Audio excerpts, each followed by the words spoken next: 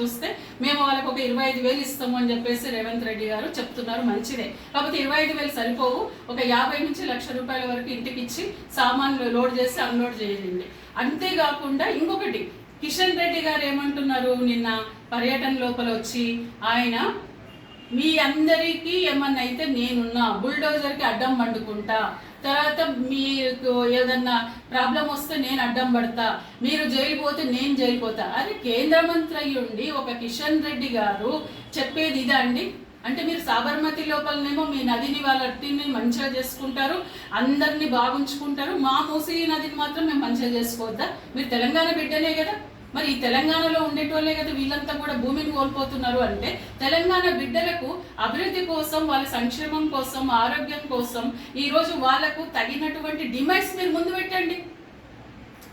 ఇప్పుడు ఒకటి మలక్పేట బలాల గారు ఉన్నారు, ఆయన ఏమన్నా ఎంత మంచి సజెషన్ ఇచ్చిండు వాళ్ళ ఇలాకాల అంటే, కొంతమంది ఖాళీ చేస్తుంటే మీడియా మిత్రులు అడిగిండు మీలాంటి వాళ్ళే, అదేంది మీరంతా పోతున్నారు ఇష్టపూర్వకంగా పోతున్నారు అంటే, లేదు మేము అంత ఇష్టపూర్వకంగా పోతున్నాం. అట్లా ఎట్లా మరి నిన్న పోమన్నారు ఇప్పుడు అంటే, లేదు మాకు హిమ్మత్ ఇచ్చిండు మా బలాల సాబు, మా ఎమ్మెల్యే సాబు, మేము పోతున్నాము.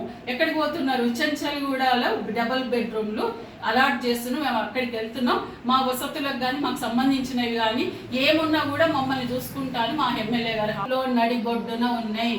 అవి దగ్గర 50 లక్షల నుంచి ₹1 కోటి అయితే, అంటే వాళ్ళ ఎమ్మెల్యే వాళ్ళ ప్రజలకు న్యాయం చేస్తున్నాడు. ఈడ ఉన్న ఎంపీ కిషన్ రెడ్డి గారు కానీ కాలేరు వెంకటేష్ గాని చేయాల్సింది అట్లాంటి పని. తోటి కూర్చొని వాళ్ళకి సంబంధించిన ఆరోగ్యపరమైనటువంటి ఇష్యూలు కావచ్చు, లేకపోతే వాళ్ళ పిల్లలకు సంబంధించిన విద్య, వైద్యము, వాళ్ళ ఇంట్లో వృద్ధులు ఉన్నా, చిన్నపిల్లలు ఉన్నా, వాళ్ళకి సంబంధించిన వాటన్నిటి గురించి మాట్లాడేటువంటి సిచ్యువేషన్. ఈరోజు ఎన్జిఓస్ని ఇన్వాల్వ్ చేయొచ్చు, మాలాంటి వాళ్ళని ఇన్వాల్వ్ చేయొచ్చు, సైకాలజీని ఇన్వాల్వ్ చేయొచ్చు, ప్రజాప్రతినిధులను ఇన్వాల్వ్ చేయొచ్చు. అఖిలపక్షం ఏర్పాటు చేసి రేవంత్ రెడ్డి గారు కూడా వీళ్ళందరి దగ్గరికి వెళ్ళి పలానా విషయం ఇట్లా ఉంది అని చెప్తే ఎందుకు కన్విన్స్ గారు? ఒక ఇంట్లో ఎవరైనా తల్లిదండ్రులు ఆలోచించేది వాళ్ళ బిడ్డల గురించి, వాళ్ళ మనమళ్ళ గురించి. వాళ్ళ ఆరోగ్యమే సమస్యలు పడుతుంది, వాళ్ళే చాలా ప్రాబ్లంలో పడతారు అని తెలిసినప్పుడు ఎవరైనా కూడా అక్కడ నుంచి వెళ్తారు. ప్రాణం కన్నా మించింది ఏం లేదు, అనారోగ్యానికి మించింది ఏం లేదు. ఇంకొకటి, పేదవాళ్ళకి మనం డబుల్ బెడ్రూమ్ ఒక 30-40 లక్షలది ఇస్తున్నాం, ఒక 50 లక్షలు ఇస్తున్నాము అని వాళ్ళకి చెప్పగలిగినప్పుడు వాళ్ళని కన్విన్స్ చేయాలి. ఇప్పుడు అందరు కలిసి ఏం చేస్తున్నారంటే కన్ఫ్యూజ్ చేస్తున్నాం.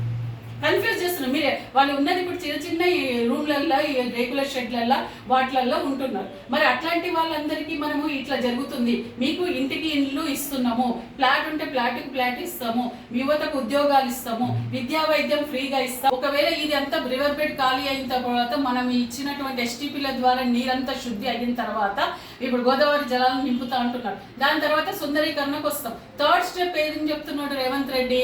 నేను లండన్ పోయినా, థేమ్స్ చూసి వచ్చినా, అక్కడ చాలా 2 లక్షల మందిని కూడా వాళ్ళు నిర్వాసితులను ఖాళీ చేయించిండ్రు, వాళ్ళకి ఏర్పాట్లు చేసిండ్రు. అట్లాగే 60,000 దుకాణాలను ఏర్పాటు చేసిండ్రు. ఇప్పుడు ఈ రివర్ బెడ్ లోపల నేను అతి సుందరమైన మనోహరమైనటువంటి కాంప్లెక్స్లు ఏర్పాటు చేస్తా కమర్షియల్ గా. అట్లా కూడా మన హైదరాబాద్కి మంచి అంటే పర్యాటక స్థలం అయితే విదేశీయులు కూడా రావడం జరుగుతుంది. పర్యాటకులు రావడం వల్ల మనకు విదేశీ మనీ కూడా వస్తుంది.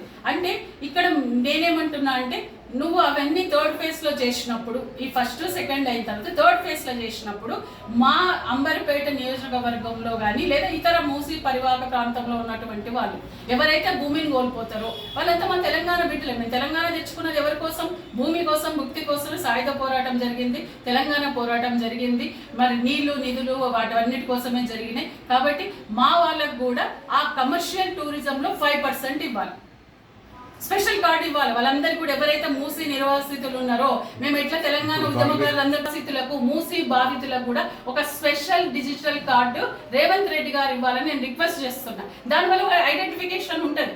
నువ్వు కమర్షియల్ గా టూరిజం రేపు ఏర్పాటు చేసినప్పుడు మా ప్రజలకు, మా వాళ్ళందరికీ కూడా మీరందరూ ఒక 5% షేర్ ఇవ్వాలి దాని లోపల. ఇవన్నీ మనం చెప్పగలిగినప్పుడు ఆ ప్రజలు ఎందుకు మురికి కుప్పలు ఉంటారు? అంత దోమలు, ఈగలు, అనారోగ్యంతో ఈరోజు వాళ్ళంతా అక్కడ ఉండాల్సినంత అవసరం అయితే లేదు కదా. ఇంకొక విషయం కూడా మా జడ్జి గారు కూడా ఒక మాట అన్నారు. మూసీ ఏదైతే ఉందో ఆ బెడ్ లోపల కొంతమంది పంటలు వేసిండ్రు. పంటలు వేస్తే ఏమవుతుంది తెలుసా, గడ్డి అవంతా కూడా పెరిగితే ఆ గడ్డిని గేదెలు తర్వాత ఆవులు అవి తిన్న తర్వాత ఆ పాలని టెస్ట్ చేస్తే దాంట్లో విషతుల్యమైన పాలు ఉన్నాయి, అంటే విషం ఉంది పాల లోపల.